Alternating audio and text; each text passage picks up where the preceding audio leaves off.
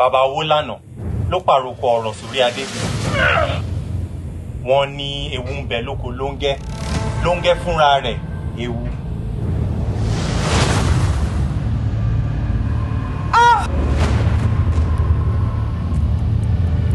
Bí eré alábọ́run dẹ́rù máa lọ́ọ̀rẹ́ o.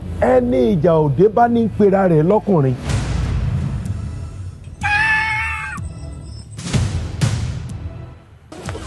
Jesus.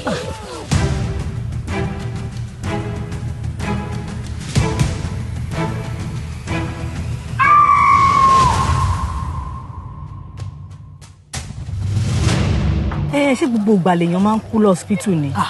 Dáadáa. This boy is barely able to breathe.